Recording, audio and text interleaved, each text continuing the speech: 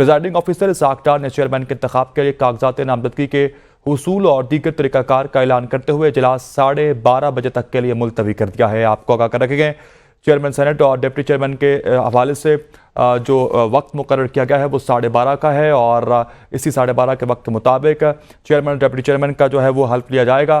Senate का इजलास 43 नौमुंतखब अरकान सेनेट में से 41 ने हल्फ उठा लिया है। 2 नौमुंतखब सेनेटर्स फैसल वावडा और मौलाना अब्दुल वासे ने हल्फ नहीं उठाया है। 41 नौमुंतखब अरकान ने रोल ऑफ मेंबर्स पर दस्तखत भी कर दिए हैं।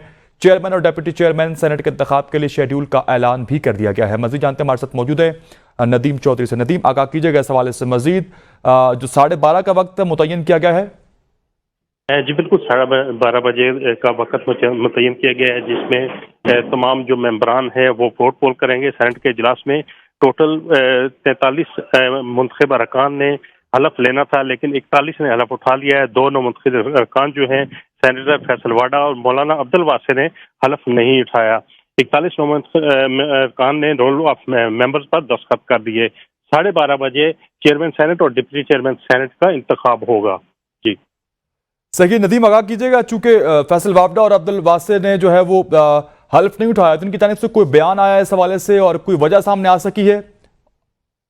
इस किस्म की कोई इत्तला सामने नहीं आई कि वो क्यों नहीं पहुंच सके या किस वक्त वाला उठाएंगे, तो इस हवाले से किसी किस्म की कोई भी बयान उनका सामने नहीं आया।